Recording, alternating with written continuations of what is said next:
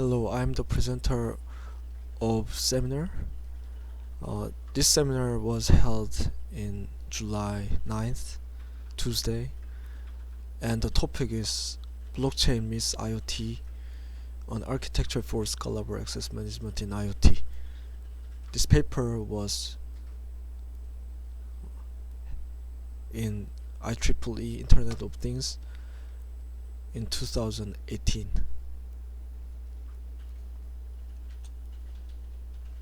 So here is the introduction. I think I should start from the definition of access control. What is access control?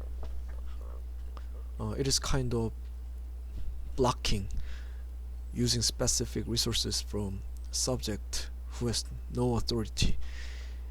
It means that if you have no authority, then you cannot access to any resources in this system. So access control actually decides authority of users for services. These services includes such as files, registry key, or directory service object. These are the services. And here is the motivation. It just changes features of the centralized access control, because this ordinary centralized access control system has the limitation. This figure is the figure for the architecture of centralized access control system.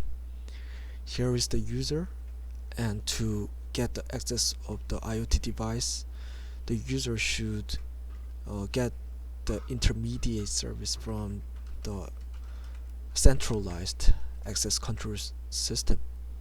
This access control system is consisted of access control server and the centralized web database, and also LAN or WAN network in the system. So this access control server has the roles for the intermediating for access control or data relaying. And here is the centralized access control infrastructure. And there is one question for this centralized access control system. Then what if many IoT devices try to use this access control system? Then there will be actually problem. Then what is the problem?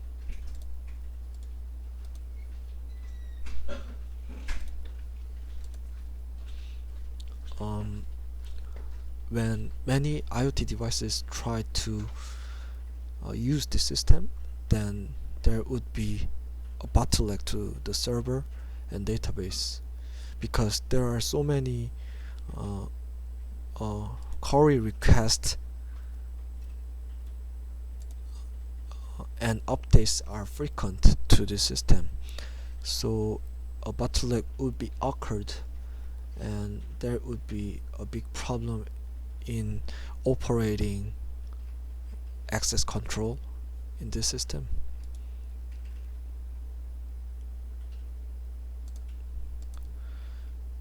And also, IoT device is not supercomputer.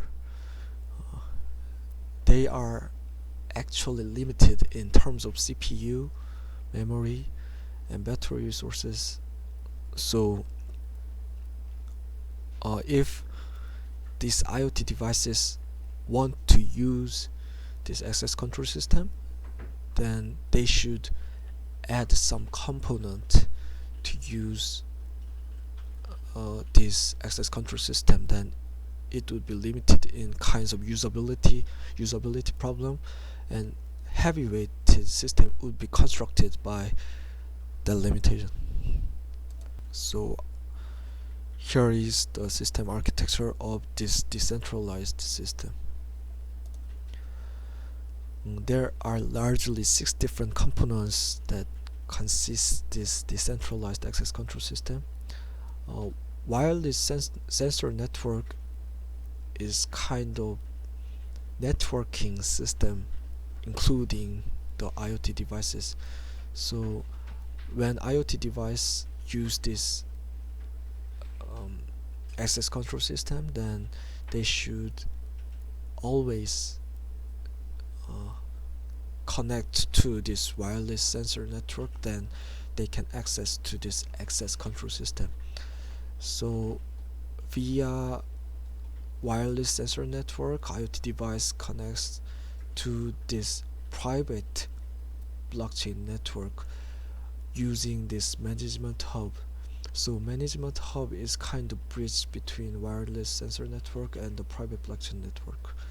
So by using this management hub, uh, the IoT device in this wireless sensor network can access to this private blockchain network.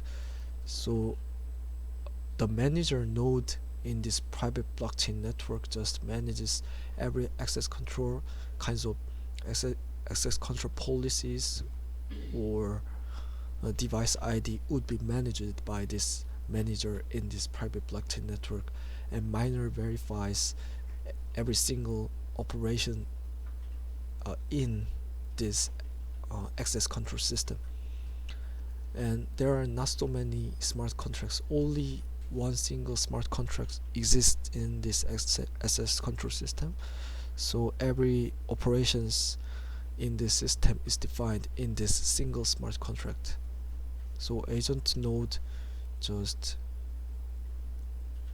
publishes a single, agent node just make this single smart contract, and every operation would be defined in this single smart contract. The operations in this single smart contract would be explained later. So I wanna get into deeply in each module in this decentralized access control system. The first one is wireless sensor network. It is kind of communication network that allows constrained connectivity in applications.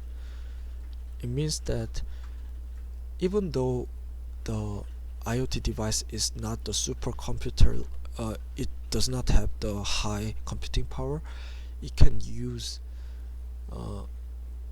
this decentralized access control system via this wireless sensor network. So IoT devices are included in this module. So it means that limited memory or energy availability is okay. It means it allows constrained connectivity. And also the important feature of the wireless sensor network is that it does not belong to the blockchain network.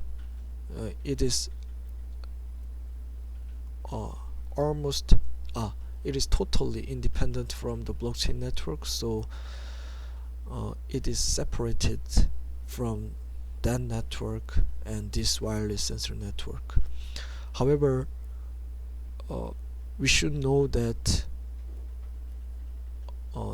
this IoT device is managed to one node in the blockchain network. We should know that. So uniquely identified, each IoT device is uniquely identified globally in the blockchain network using public key generator. And the next module is management hub. It is kind of an interface that changes core app messages into JSON RPC messages. Several core app messages would be generated by IoT device in the wireless network, and the JSON RPC messages are the communication means in the blockchain. So blockchain nodes communicates with the JSON RPC messages. The management hub has the kinds of role that translates these co-M messages into JSON RPC messages. So this hub is kind of intermediate things between wireless sensor network and the blockchain network, as you can see in the last figure. So this management hub is directly connected to miner. So the miner is in the blockchain network, so this hub can connect to blockchain network via this miner. And when you think of relation, end-to-end relation between sensor networks and management hub nodes, it means that sensor networks, IoT devices, can be managed by multiple managers. Multiple managers can be related to IoT devices, so there should be end-to-end relations between two of them. And when you see this figure in the bottom, it just represents the relation among device manager and the management hub. Just this manager who manages this device gives the location of management hub, and also this manager gives the credential of the device to the management hub, so this manager can successfully manage this device via this management hub from this relation. And the next module is manager. This manager is the bottom line in this decentralized access control architecture. He or she is responsible for managing access control permissions of a set of IoT devices. As I said, this manager can manages several IoT devices. So I will suggest some characteristics of this manager. Manager is lightweight nodes, so it do not store any blockchain information in node. It just contain the policy or device ID in this manager. You will see in the implementation part of the smart contract, and it is not constantly connected to the blockchain network. So it means that it can be sometimes out of network, but it is okay to connect temporarily in the blockchain network of this manager node. And the third one is IoT devices should always get the manager's control, so when IoT devices want to register in this access control system, then they should register under the manager's control. And the fourth module is the agent node. Then what is agent node? This is kind of blockchain node responsible to deploy the only smart contract in this system. So easily speaking, this is the inventor of the single smart contract in this blockchain system. So after inventing, deploying the only smart contract in this system, then this agent node receives the address of smart contract. The reason why this agent node gets the address of smart contract is because other nodes should know the address of smart contract. So after this agent node receives the address of smart contract, other nodes just query this address of smart contract and use and do some things with this smart contract. So as you can see in this text, owner this agent node is the owner of the smart contract during the lifetime of the access control system. So one note is that this access control system is not the permanent thing. It has the time to use kinds of access control, so it has also the lifetime to use the operation in the smart contract. So just note about that. And the important thing in this decentralized access control system is smart contract. So every single operation in this system that are used in the blockchain network is defined in this smart contract. So this is single smart contract and unique, and it cannot be deleted from the system. As I said, all operations are defined in this smart contract, and all operations are triggered by blockchain transactions. So here are the relation between operation, transaction, and miner. Once an operation is triggered by this transaction, then miner keep the information of transaction globally, so it can clearly maintain the information of transactions, so anyone can know this transaction is not the malicious one. This transaction is okay. Then there would be two questions in this slide. Then what operations are defined in the single smart contract, and what happens in the management hub in the interface. So I will get into the interface section, and I would explain the operations in a single smart contract and what happens in the management hub. Okay, here are the system interfaces. This is the interfaces in smart contract.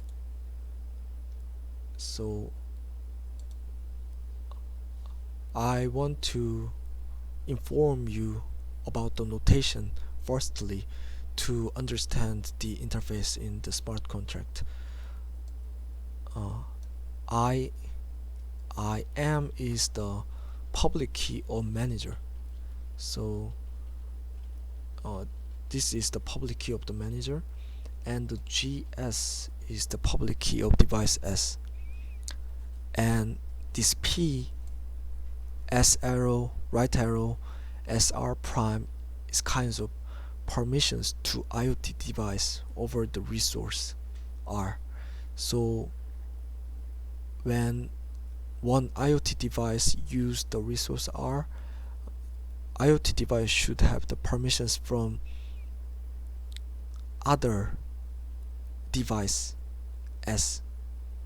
So this is kind of S gives permission to SR prime, and S is the public key of IoT device, and S prime is the public key of resource. Okay, then let's start with uh, smart contract operation number one. Number one is registering manager using the function register manager IM. So this IM is kind of public key of manager M. So in the total public keys of managers, just it includes the manager M to the total managers. So for any device M, this operation would be the definition of the register manager IM. And the second one is registering device. So it is handled with this function register device IM, GS. So this S is kind of device. So when the device M is the manager of device S, this operation is the registering device. So as I said, device should be registered under the manager's control. So if this condition just meets actually, then this device S can register device by adding the public key of device S in the public key set of devices. And the next one is adding manager to device. This is handled by function add manager to device IM, GS. So it has also the same operation as the second registering device. So by doing this, the simultaneously registering and adding manager to device is simultaneously done by doing this kind of adding public key into the public key set. So yes, so this IFF is kind of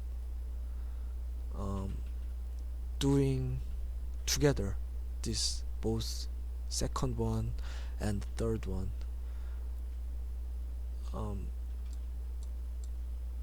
The reverse direction is kind of registering device, and the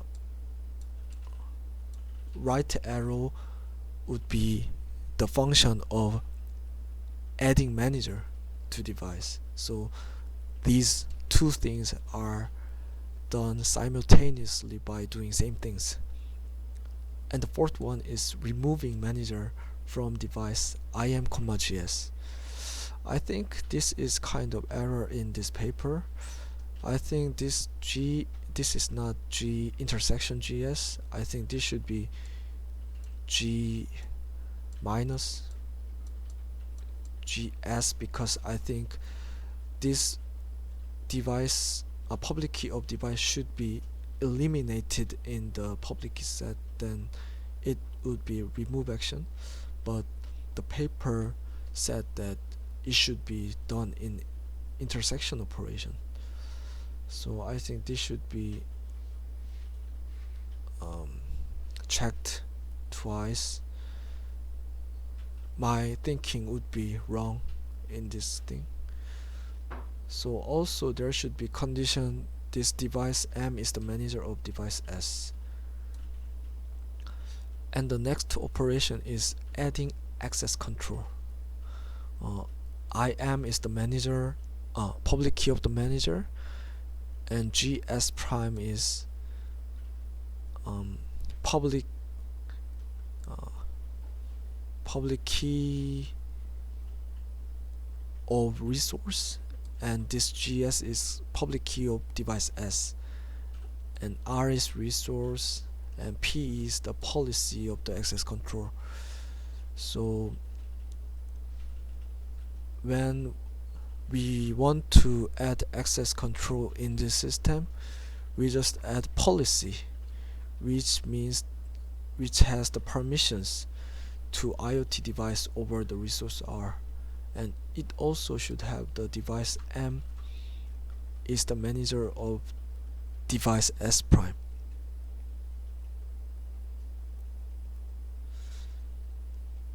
And the next one is the register manager, IM. I think these all the intersection things should be double checked. I think these are all the minus notations.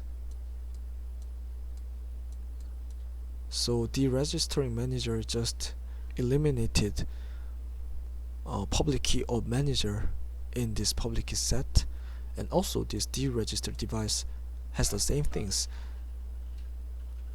The public key of device S would be eliminated in from the public key of devices. And the next one is revoke permission, P S right arrow SR prime. So it is the reverse action of the fifth thing. When just add access control, add just this permission, this revoke permission reversely eliminated these permissions to IoT device over the resource R. It is the simple thing. And the ninth one is querying manager.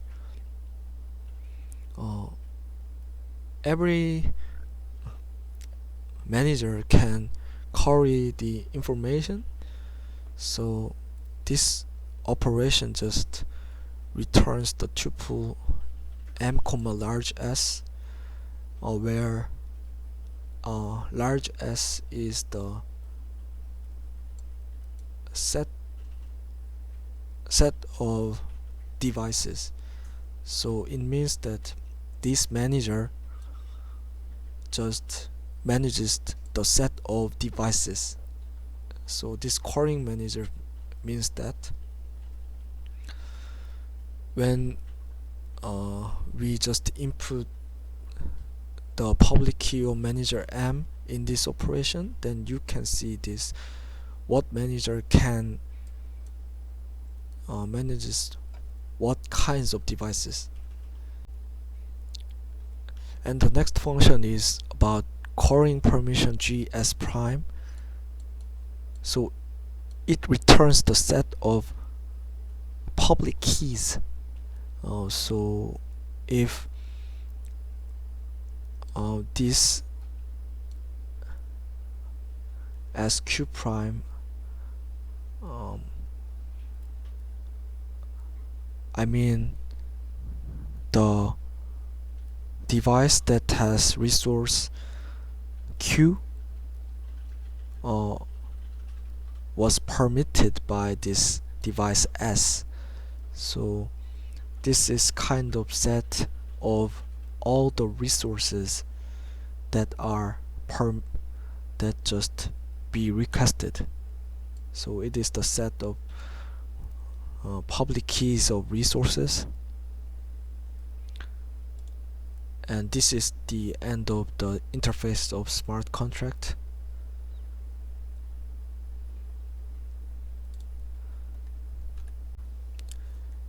And here is the notation of querying information from the blockchain. Allow U, ES, X. So this U and S are the devices, IoT devices, and this ES is the resource of the device S. So and X actually specify the access control policy kinds of read, write, and executing. So this situation is kind of device U just allows the resource of S, and what policy does U request for the ES. So if successfully XES is in U, then it just returns 1 as the successful querying information, and if it is 0, then it is not successful querying information. So querying information is continued by this allow function. The pseudocode or the detailed algorithm of this allow function is not suggested in this paper, so I just ended up in this thing. And here were the interfaces of the system, and I would get into the system interaction nextly.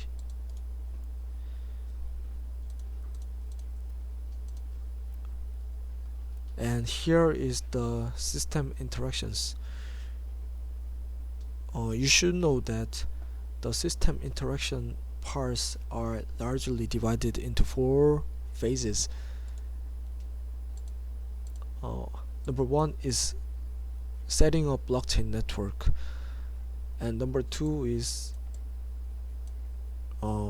registering the managers and IoT devices into the system. When you want to use this IoT system, you should register the managers and IoT devices. And the third one is defining policy. To use this system, every single policy should be defined for the components. It is kind of access control rule to use this system. And the last one is discovering policy. There should be the situation that one IoT device just needs the resource of other IoT device. So to cover that kind of situation, the discovering policy phase should be necessary. So I want to start from the network setting. The agent node is the module that starts the system. To use this system, this agent node, I mean the deployer of the smart contract, just adds smart contract in the blockchain network. So the agent nodes would know the address of smart contract in this blockchain network. This address, I mean ADDR of this smart contract, would be used in every single operation. This address is used to identify the smart contract in the access management system.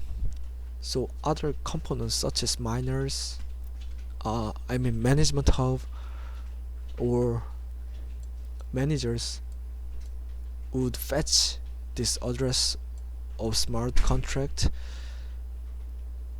and use the every single operation in the smart contract. So fetching the address of smart contract in the agent node is the start step, I mean the setting up blockchain network step. So management hub and the manager just fetches the address of the smart contract. And also one additional step would be occurred in the setting up blockchain network step. Management hub should connect with the nearest available node. I mean the closest node in the blockchain network, which is the miner node. This miner hosts a personal copy of the blockchain. So this closest node has enabled the RPC port for listening to requests. And the next step is registration. To use this decentralized access control system, they should get the registration step. So this manager should register, manager M1 should register via the operation in the smart contract, and also device S1 should register in this decentralized access control system under the manager M1. So after all this registration step, then they can use this decentralized system. And the next step is defining policy. By defining policy, they can just choose the access control policy. So every single policy definition, policy modification, or that kinds of things would be done in this third step. So by adding new access control rule for resource R1 of device S1, they can just defining or modifying any policy in this third step. So once it's done in the smart contract, then it would be done automatically. So it is done by the add access control operation in this smart contract. And the important part of this system interaction is discovering policy. By this discovering policy step, the IoT device can use the resource of the another IoT device. So just assume that this device S2 just wishes to access a resource that is hosted by this IoT device S1. Then these IoT devices just communicate with co-app messages. So co-app messages forms are represented as this get co-app ://IP/R1.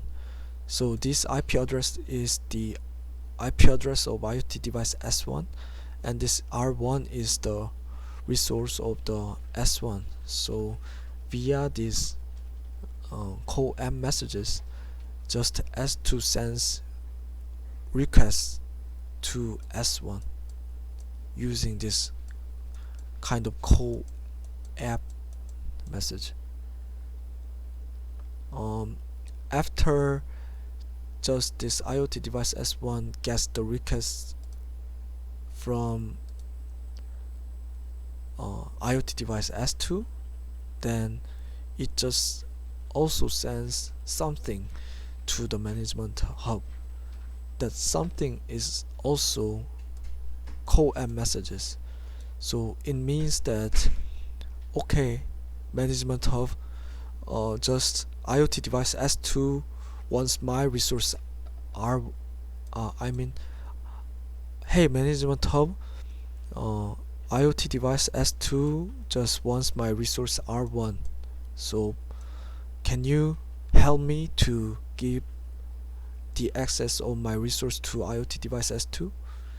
So after receiving that kinds of call messages from the IoT device S1, then management hubs sends the messages to miner.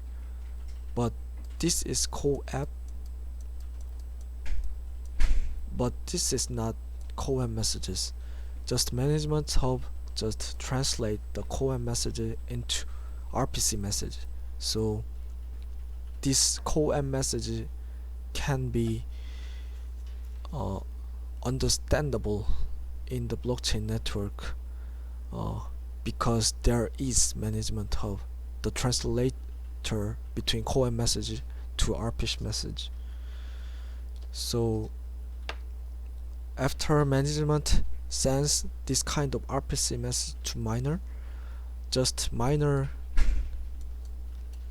gives the ACK to the management hub again. So miner said to management hub, hey, it is successful. So after that,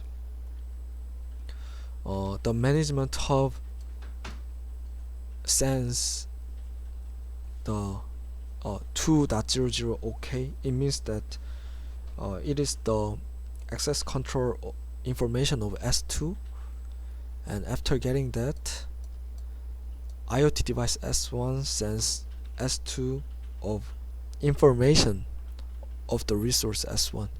So this is the recovery policy step. So here is the implementation part. In the seminar of July 9th, the implementation part was omitted because I think that this implementation part is not that important to understand the architecture of this whole decentralized access control system. However, the feedback was that implementation part would be necessary to understand the whole system. So I have added this implementation part again. So how they implement? They develop kind of POC implementation, and it was done with Ethereum. So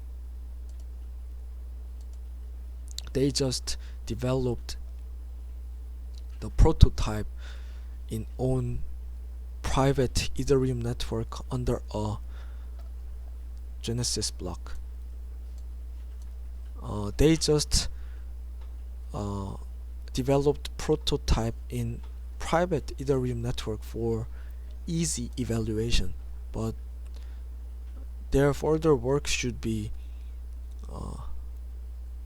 formed in the public Ethereum network. But in this paper, they just suggest the prototype and implementation in the private Ethereum network. I think it is not that important thing. So in this implementation, we will think of IoT devices and the blockchain network implementation. First, IoT get into the blockchain network, then IoT device.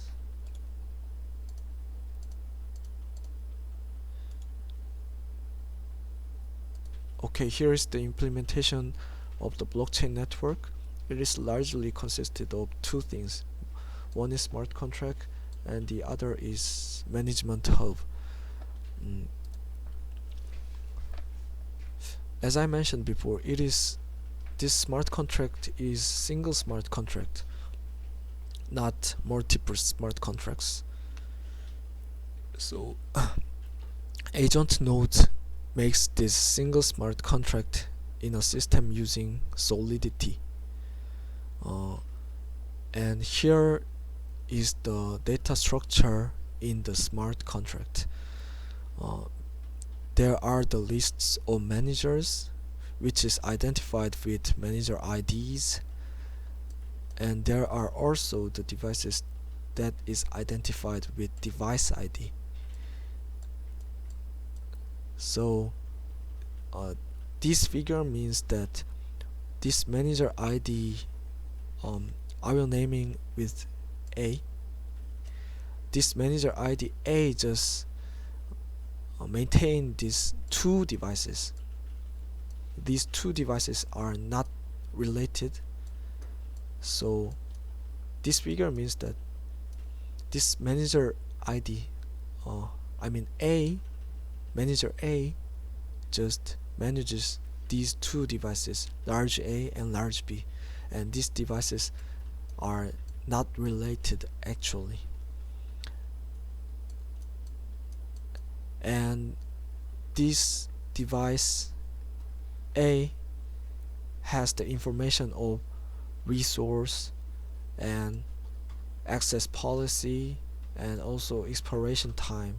So it is not managed eternally, so it has expiration time in this access control system, and it also maintains the information of resource. So here is the resource, and also access control policy. I mean that so how can access policy would be determined?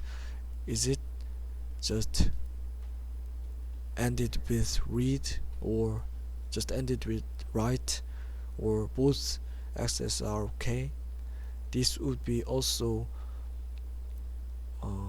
recorded in the smart contract in the list of device.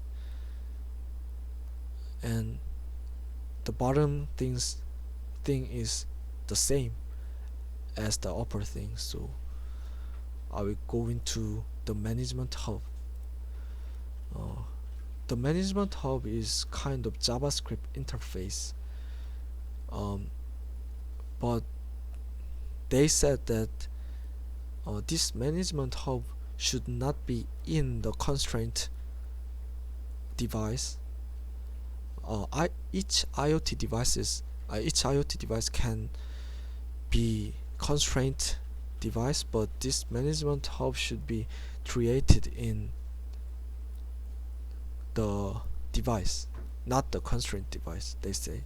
So this is kind of JavaScript interface, and it uses Web3 JavaScript API.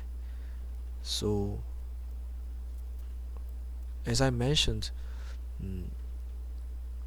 this just communicates Ethereum nodes through RPC calls to connect with the IoT devices.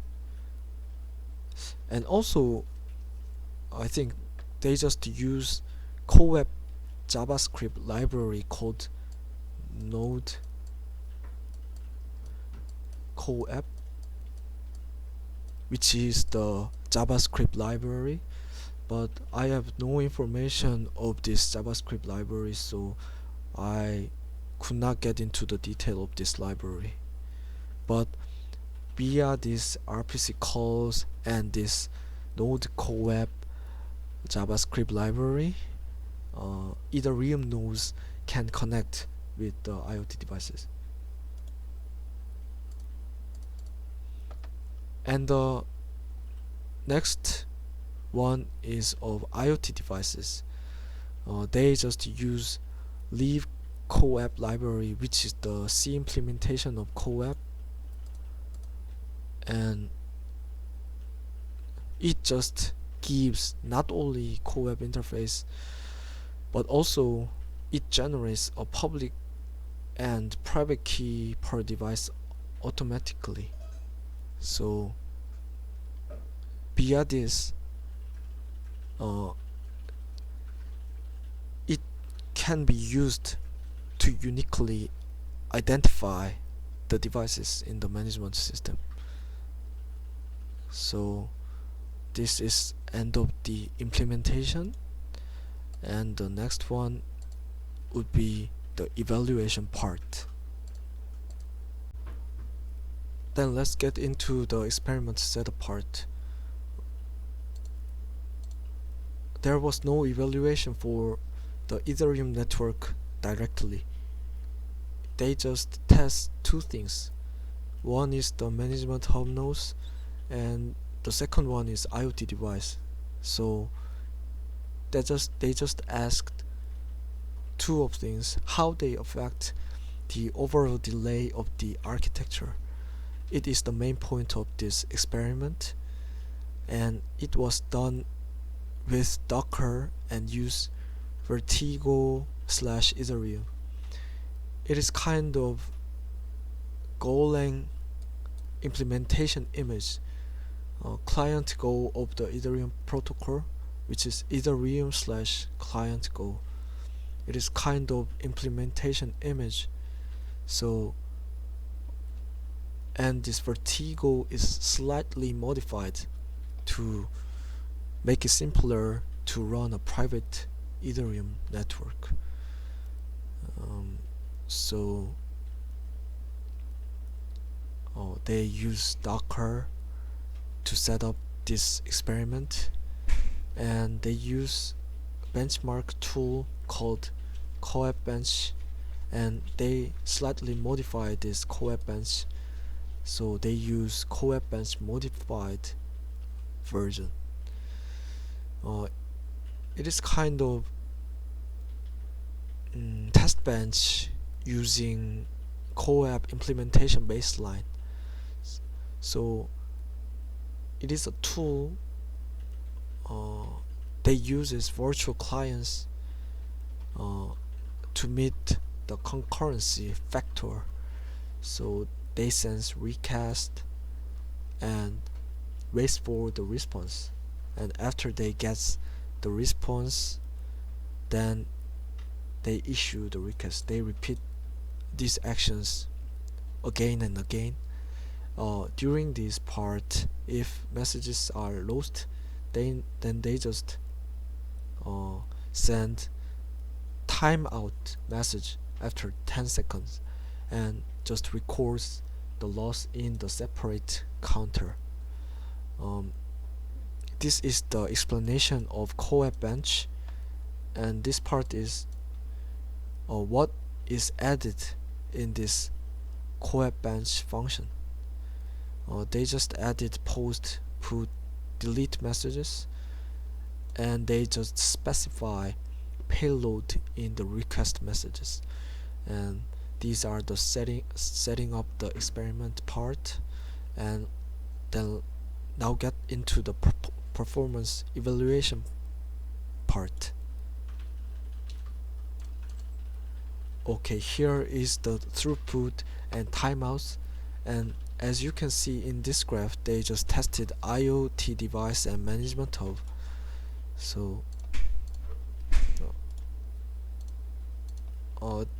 this y-axis is requests per second, and the x-axis is number of concurrent clients in logarithmic scale. So as you can see in this figure, in the case of IoT device, they get just steady throughput at 500 requests per second. So it doesn't matter with the number of concurrent clients. In the contrast, in the case of management hub, they just starts from the 500 requests per second when there is no concurrent clients, then it just steadily goes up and finally reaches the steady 950 requests per second to the maximum capacity of this system. So after that, just throughput goes down by increasing the concurrent clients of the x-axis. And the next one is about timeouts. So it just suffers the overhead of waiting for the blockchain network by when you see this timeout graph. The y-axis is number of timeout request messages, and the x-axis is the number of concurrent clients. So as you can see in this figure, they achieves a steady throughput at 500 requests per second in the test, but as a result, when the concurrent clients reaches at 1000 in the logarithmic scale, then the timeout request messages dynamically increases in this part. So the author suggested that it can be solved by putting many management hubs in the system. Then the performance of the IoT device and the management hub would be quite acceptable to use this system.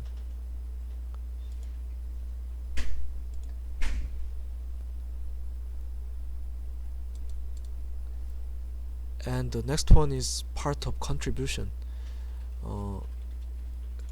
There are two large things of decentralized access control system. One is fair access and the other is DOAuth. So the upper three things are the contribution of this decentralized access control system compared to fair access, and the final part is comparison between DOAuth and this decentralized system. One is that this uses only single smart contract, so it is the advantage.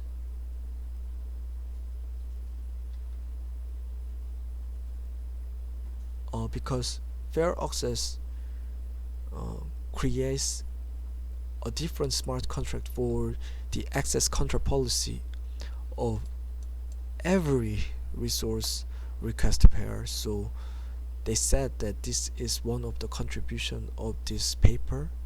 And the second one is the separation between blockchain and IoT device. Because some of IoT devices do not have the capabilities to run the blockchain technology in their device, so it separates blockchain and IoT device, so it can use this system without running any blockchain technology in their device. It is just totally separated. It is largely related with this fourth component, lightweight components. So IoT devices do not need any modification to adopt the solution, so it is one of the contributions. And the last contribution is device can get information of access control in real time. So you may think that does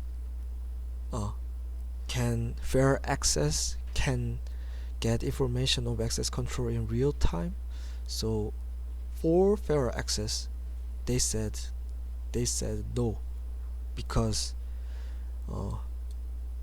fair access use POW consensus method and used by Bitcoin. So easily speaking, fair access uses POW consensus method that is used in Bitcoin, and they need 10-minute confirmation times. But the common requirement is waiting for 6 confirmations in the case of fair access, so they should wait 60 minutes to get the information of access control in real time.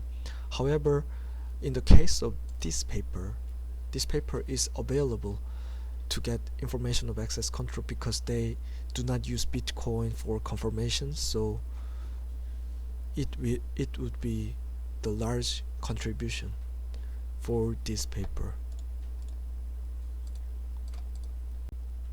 And here is the conclusion. This is fully decentralized and based on blockchain technology, so it is meaningful in that kind of implementation of decentralized access control system. By maintaining different management hub nodes distributed around the whole blockchain network, it provides high flexibility and scalability as result.